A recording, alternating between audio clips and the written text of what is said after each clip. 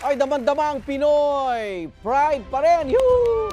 Sa Heroes Welcome namin dito sa parade na yan na nangyari din kahapon sa ating mga Pinoy Olympian. Galing! Naku, talaga naman syempre excited ang lahat na makita ang mga atletang Pinoy. Lalo na syempre si two-time Olympic gold medalist Carlos Yulo. Iba nga, yung look-alike na lang eh. No? At least nakalapit sila, di ba? Oo nga, pero bago po nakamit ang ginto ni Carlos Yulo, sabi nga po nila, it takes a whole village para maging elite athlete at manalo sa isang Olympics. No? At ngayong umaga po, makakausap po natin ang isang membro ng team ni Carlos Yulo mismo. Siya po ang kanyang nutritionist, dietitian, ang Philippine team na yan at maging ang Tokyo 2020 Olympics gold medalist Heidelin Diaz. Yes. So let's welcome Coach Jeanette Aro! Hi, Coach, Hi, magandang umaga. Coach! Good morning po! Bago tayo Coach, bago tayo magsimula, sasabihin ko, ikaw din ang nutritionist ni Sarah din. No? Ah, Ganun ba? Oo. Matindi yan si Coach, magaling yan. Mga elite athletes and celebrities pala yan. Ba't hindi ikaw? Coach, kung Ay, hindi ko na kasi.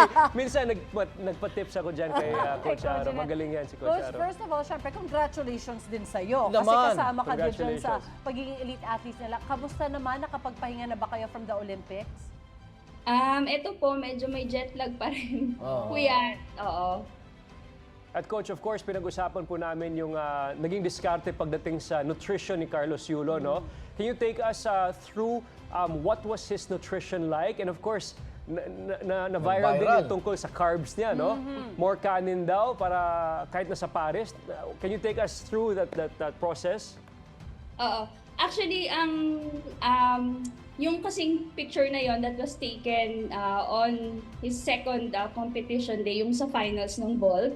So, basically, ang program kasi ni Kaloy is, timed nutrition siya. Tapos yung carbohydrates niya, naka-portion siya based sa ginagawa niyang activity.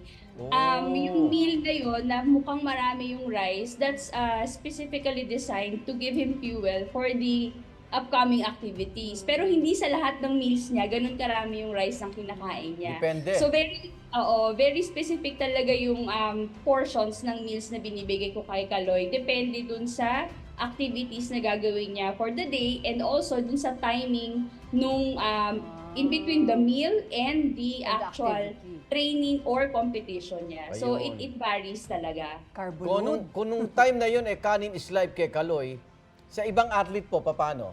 Ang disiplina dyan sa pagkain? Yeah, hindi lahat ganun. Like for example, for our other Paris Olympics medalists, si Nesty and si Ira, na hinahandle ko din. So syempre meron silang weight na mini-maintain naman. So every single competition day, kailangan nila mag-weigh-in. Hindi sila pwedeng kumain ng ganun karaming kanin prior to the actual weigh-in. So iba-iba din po yung amount ng rice or ng carbohydrates na binibigay ko sa kanila. Depende dun sa sport na kung saan sila naglalaro. Sukat na sukat? Oo, yun. tailor-made siya talaga. Nakita po namin yung post niyo ng breakfast spread para sa mga Olympian sa Paris. Paano yun? Kapag kukuha ba sila, medyo binabantayan o bawal yan sa'yo or alam na nila? Actually, alam na nila yung gagawin nila. Kasi itong mga athletes na hinandle ko for this Olympics, actually sa lahat naman ng Olympic cycle na nahandle ko, medyo long-term yung approach ko pagdating sa paggagawa ng nutrition program sa kanila. So, pagka dumating kami sa ganung point na maraming food or maraming options na pagpipilian, alam nila yung gagawin nila kasi na-train na sila eh. Kumbaga, nandun na lang ako to supervise yung mga fine-tuning talaga ng food intake nila para mas maging optimum yung performance nila in the actual competition.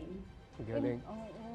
Coach, I just have a question. What is the minimum calorie intake of Carlos Yulo? Dahil sobrang batak at yung energy exertion niya. What is his calorie intake that he has to get for a day?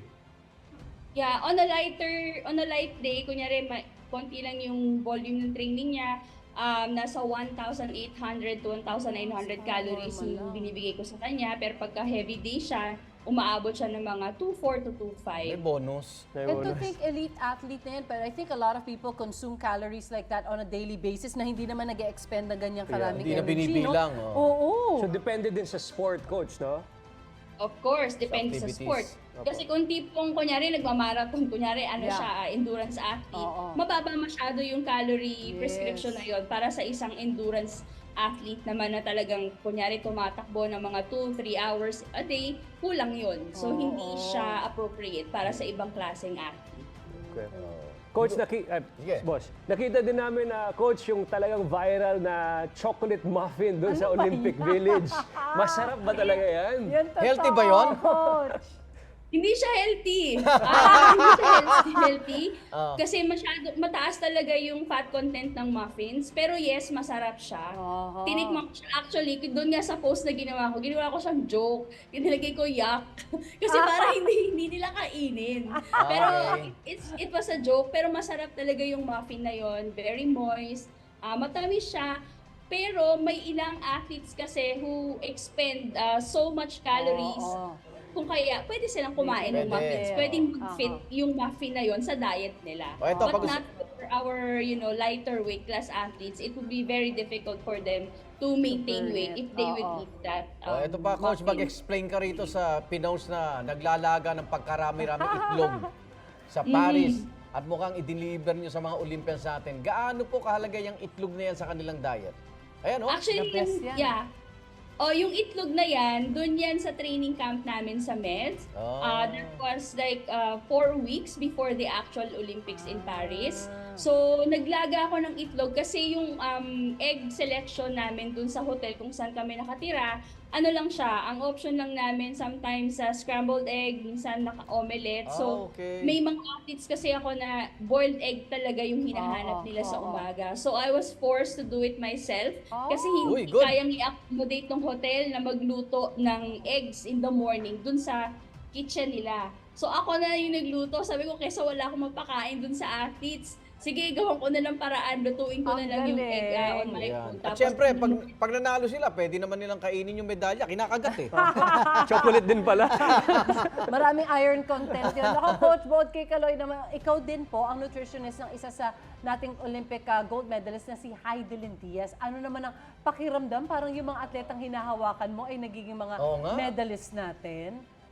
Siyempre, masaya po. I feel honored also by merely working with them. Bonus na yun na siyempre nakaginto sila sa dalawang Olympic cycle. Masayang-masaya po ako naging kabahagi ako ng tagumpay nila. I'm very grateful, of course, na I was given the opportunity to work with these elite level athletes. Well, congratulations, Coach. So you're amazing. But last question for you. May plano na ba agad ang Team Philippines for the 2028 LA Olympics? O kakain muna sila ng yun. kain.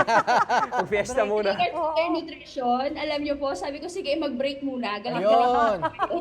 Celebrate It's muna. time for them naman to enjoy life, of course, no? I understand naman na may mga, din silang sinakripisyo talaga to prepare yes. for the Olympics. But for the upcoming Olympic cycle, yung next Olympic cycle natin for LA, syempre, magsa-start na rin po kami ng preparation para naman dun sa mga ibang athletes na hinahandle ko na magpapa-qualify. Yung aim nila na talaga Yes. mag-qualify naman for LA. So I have other athletes also that I'm helping who would want to be part of the LA Olympics. Ayan. Open na si Pangulong Bongbong Marcos na makinig. Anong pangailangan pa ng team, no? Kayo, anong pwede nyo sabihin sa kanya, Coach? Sa nutrition, okay naman? Yeah, okay naman po. Pero syempre, I would also ask for additional help for providing yung day-to-day fueling needs syempre ng athletes Yes. natin. Medyo may ano pa rin talaga dyan, challenges, no? Doon sa pangangailangan po nila sa food, sa supplements. So yun lang po yung masasabi ko na kailangan talaga ng athletes natin. Ayan. Kasi kita naman na important Naman. pati yung nutrition, di ba? Oo Kailangan naman. budgetan. Yung panabong na manok nga, ang daming Totoo yan, supplement eh. Okay. Totoo. Ay, Coach, maraming salamat sa iyo oras mo. Congratulations eh. Mabuhay Congrats, ka. Coach. Thank you. Coach Aro, ingat po kayo. Well done, Thank Coach. you. Thank you so much.